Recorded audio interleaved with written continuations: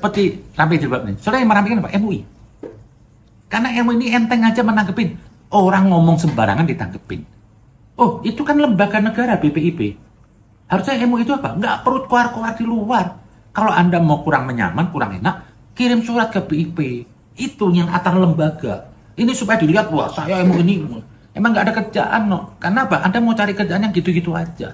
Harusnya MUI itu apa? Ngurus tuh kemarin ada orang miskin, ada orang korupsi itu. Ini menyangkut masalah hidup orang. Ini jejak Nabi. Bukan MUI ngurusin rokaat sholat, ngurusin mama gufron, ngurusin kemarin jilbab. Ini kan ecek-ecek ini, bukan inti agama. Lah itu loh, jadi yang bikin ribut itu kemarin MUI. Gak harusnya gitu loh. Gini loh Pak, kalau besok ada anak kecil ngoceh, jangan Anda tanggepin dong. Anda nih MUI ini kan punya lembaga. Ini saya, banyak hal nggak saya tanggepin. Nggak penting bagi saya. Ngapain tanggepin hal-hal yang nggak penting, urgen buat negeri ini. Lah itu kemarin MUI itu terlalu ceroboh lah.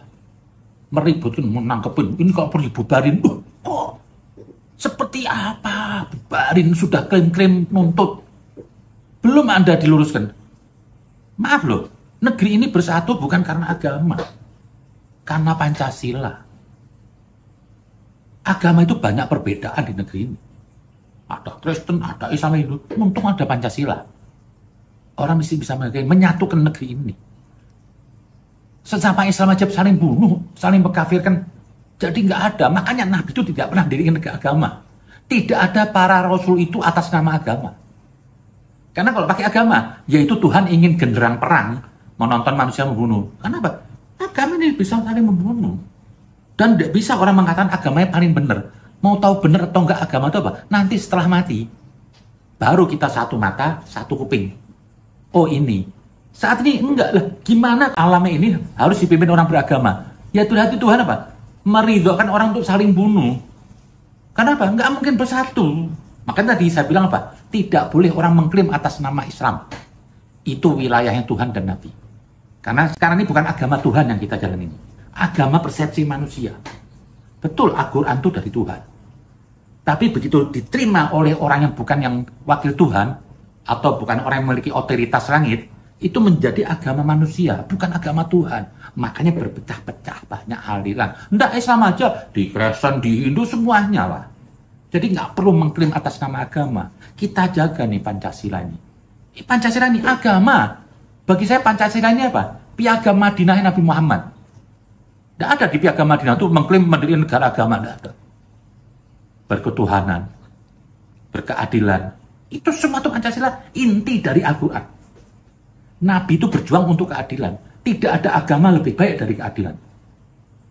Jadi itulah Pancasila yang mengikat kita ini. Kalau Anda mau NKRI bersatu, utuh, taatin nih Pancasila. Saya kagum dengan Pancasila. Benar? Belum tentu negara lain punya. Yang mengganggu Pancasila itu agama, emang betul. Agama yang bukan agama. Agama dalam arti tanda kutip. Saya yakin kalau agama Tuhan yang suci, yang murni, tidak akan bertentangan dengan Pancasila. Ini hari aja tidak usah Pancasila. Terjadi perang antara agama dengan agama tanda kutip. Agama asli dengan agama palsu. Ini akan terus terjadi. Lah, betul. BPIP itu, makanya saya bilang Pak, difahami dulu orang kalau berbicara. Emang yang mengganggu Pancasila itu adalah agama saat ini. Karena dia menganggap Tuhan, contoh jilbab aja bisa rame. Ini kan aneh. Dan kalau agama, banyak agama seperti ISIS. Itu mau ada benar, itu agama. Ada agama itu khilafah. Anda mau bilang agama? Emang agama. Yang mengganggu itu agama. Agama itu harusnya private. Tidak boleh dipublish. Malah saya setuju kalau ada KTP itu tidak ada agamanya. Agama itu sejenis kelamin. Tidak perlu kita tontonin kelamin kita keluar, ini saya laki nih, punya titik gitu. Kan nggak perlu. Cukup saya simpan pribadi itu agama. Buat saya sendiri. Kalau saya mau fanatik, buat diri saya sendiri. Saya nggak perlu ngurusin orang, mengutuk-utuk orang, itu wilayahnya Tuhan. Dosa besar orang menilai keimanan orang. Karena Anda sudah lancang. Mau melebihi Tuhan, itu wilayah Tuhan. Nggak usah ngatur. Nah itulah tadi saya bilang BPIP itu, betul dia katakan. Memang Pancasila, kalau kita mau jujur, ancaman dari agama. Itu tadi agama, radikalisme. agama ISIS, Khilafah, dan yang lainnya aja. Buktinya aja, Muhammadiyah sama NU nggak bisa bersatu. Itu aja. Lah, terus yang mau nyatukan siapa? Ya Pancasila ini. Jadi ancaman Pancasila itu agama. Harusnya agama itu apa? Nggak usah melewati Pancasila. Ini kesepakatan semuanya. Bukti sama dicontoh oleh Nabi. Di atas agama ada piagam Madinah. Piagam Madinah bukan atas nama agama. Makanya Nabi tidak pernah mengajarkan mendirikan negara agama. Tidak pernah mengusir orang Kristen dari Mekah, Madinah, diusir-usir. Ini aja yang sekarang orang Islam sok tahu mengatakan Mekah dan Madinah tanah suci, orang Kristen nggak boleh masuk. Nah, Nabi tidak pernah mengajarkan. No. Nabi punya mertua Kristen, punya istri Kristen, ada Yahudi. Tidak ada sejarah Nabi ngusir dari Mekah. Loh, kok sekarang orang Kristen nggak boleh? Ini dosa besar semuanya berjamaah. Siapa yang berani ngomong? Ayo. Saya sih nggak ada rusak. Mau diterima terserah. Saya akan sampaikan. Di Al-Quran itu Masjidil Haram itu untuk semua manusia. Saya itu punya kerangka berpikir sesuatu yang datang dari Tuhan itu nggak boleh sektarian, itu nggak boleh. Harusnya apa? Rahmatan lil alamin, universal. Nggak mungkin Tuhan bikin tempat, ini buat geng yang umat Islam, ini buat geng yang... Kan Tuhan mau adu domba. Makanya di ayatnya di Al-Hajj 25 itu, aku peruntukkan Masjidil Haram untuk semua manusia. Yang dilarang najis itu bukan berarti non-muslim itu najis. Yang dibilang musyrik itu apa? Orang nggak orientasi Tuhan. Selama orang itu orientasi Tuhan, mau Hindu, mau Kristen, mau Buddha, itu dia beriman. Kenapa perang terus Israel sama Palestina? Karena dianggap perang agama, dianggap diklaim itu Masjidil Aqsa itu punya orang Islam. Masjidil Aqsa itu punya semua manusia. Akhirnya apa? Kita serang saling bunuh jihad. Ingin merebut tuh tanah-tanah Tuhan. Tidak ada Masjidil Aqsa itu diperuntukkan untuk umat Islam, tidak ada. Jadi klaim-klaim ini yang bahaya ini. Monggo orang Kristen mau masuk ke Masjidil Haram boleh. Dan itu agama budaya kan. Agama dari Nabi Ibrahim. Ada lari-lari. Ada muter-muter Ka'bah. Kalau mau dilihat secara akal itu, ini budaya sebelumnya sudah terjadi. Lah ini agama budaya seperti lari-lari. Ini kita punya. Agama ke laut. Tidak apa-apa. Agama ngasih apa ke pohon, apa ibadah. Tidak apa-apa. Contoh, orang Indonesia itu suka semedi. Masjidnya orang Indonesia itu apa? Pasti buat imam, dikasih lorong untuk semedi. Di Arab tidak ada tuh lorong semedi itu. Ini hebatnya Wali Songo itu apa? Membumikan Islam sesuai dengan budaya. Tidak ada Wali Songo mengharamkan ngasih sesajen. Tidak ada. Dan itu boleh. Sama halnya Nabi Muhammad mengerjakan ajaran ibadah haji itu budaya dari Nabi Ibrahim. Ada lari nyeprin. Ngapain? Biarin aja. Mungkin kalau itu nggak dimerekin nama Nabi Muhammad, Anda semua mengatakan itu musyrik. Muterin Ka'bah, muter-muter ngapain? Rebutan nyium batu hitam ngapain? Atau lari-lari ngapain? Naik-naik ke Gunung Arafah cuma lihat tembok satu ngapain? Karena dibungkus agama, Anda nggak sirikan, nggak bid'ahkan. Tapi kalau ada yang dari Nusantara ini seperti laut kayak ngasih sesajen, nah dia orientasi Tuhan.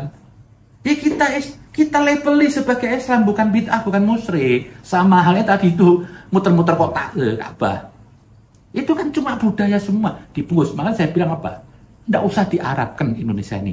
Banyak budaya Nusantara itu lebih indah dari budaya Arab kok. Lebih sakral loh. Itu kejawen itu dia nggak kenal kitab suci Al-Quran, tapi dia bisa menembus dengan akal Pak. Semua ilmunya seperti kitab suci Al-Quran.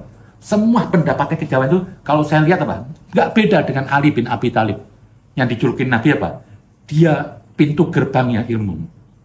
Jangan diganggu sama agama Pancasila. Kita harus sami'na wa ata'na kepada Pancasila. Kalau nggak, ini bumi saling bunuh, saling pecah. Dan nggak salah dikatakan ancaman Pancasila itu adalah agama yang agama manusia, bukan agamanya Tuhan. Karena saat ini tidak ada agama Tuhan. Yang ada semua ini apa? Agama produksi manusia, agama persepsi manusia. Makanya sulit bersatu. Masa sudah sulit bersatu, negara memakai agama. Ya mana yang ganggu Pancasila? Yang ganggu Pancasila ya agama ini. Kita jujur aja, tidak masalah. Justru kita meletakkan agama pada tempatnya, agama Tuhan. Kenapa? Ini semua tidak ada agama Tuhan, ini agama manusia. Kalau agama manusia malah saling bermusuhan, kebencian.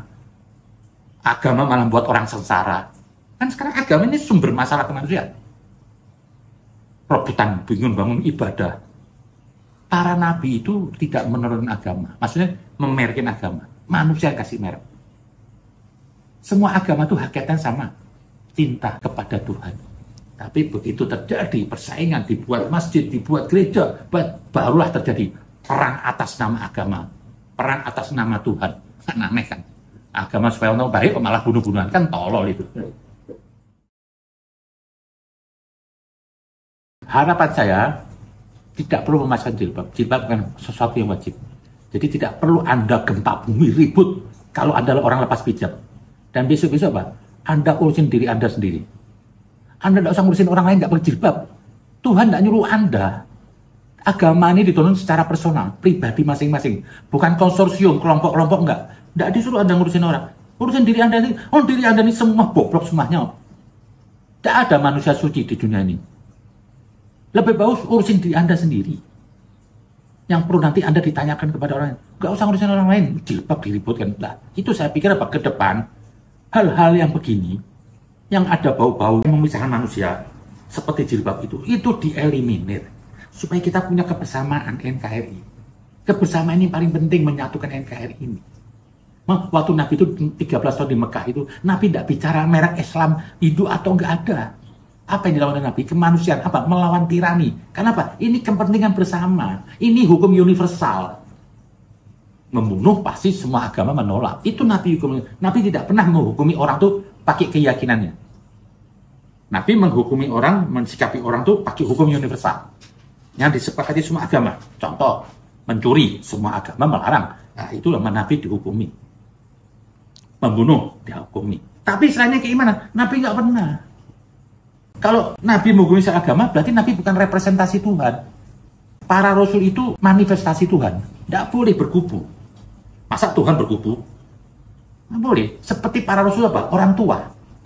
Punya anak 10. Mau anaknya gontok-gontokan, orang tua nggak berkubu. Semua pancaran apa? Kasih sayang. Apalagi Tuhan.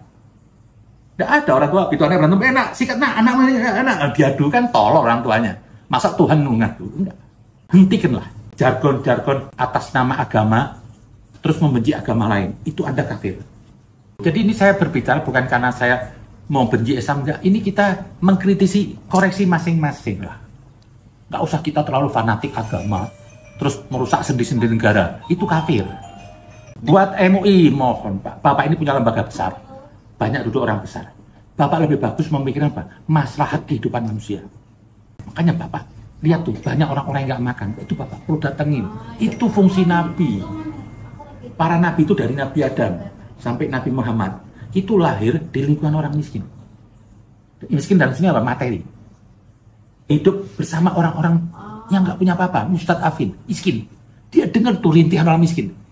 Dan dia melawan orang-orang besar, apa? Membela orang-orang miskin.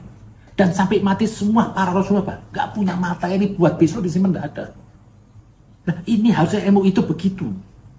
Anda cari orang-orang yang nggak makan, Anda corongnya, Anda dibilang apa pewaris Nabi itu, Anda corongnya orang miskin, pengantar kepada orang kaya. Datang itu orang-orang kaya tuh koruptor yang triliunan, mana duitnya? Kasih orang miskin. Ini MUI. Kalau MUI itu misal, ayo kita rampas koruptor, asetnya saya Pak di belakang sampean, rakyat tuh semua di belakang sampean. Kenapa? Yang Anda lawan itu benar-benar yang dikejar oleh Nabi, semua Nabi. Yang apa? Melawan ketidakadilan.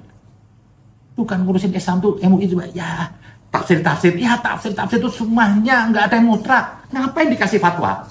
Anda juga bukan wakil mutlak. Jadi nggak usah obrol fatwa. Anda bukan kebenaran mutlak. Saya nggak ada. Yang bisa ngeluarin fatwa cuma Nabi Muhammad. Tapi dalam hal membela orang-orang dizalimi, orang miskin, itu kewajiban semua orang. Kalau MUI itu kerja gitu, aduh, ini rakyat Pak, Anda dicium tangannya. Kenapa? Setiap Anda bergerak, banyak orang yang tertawa. Yang tadinya sakit, nggak makan.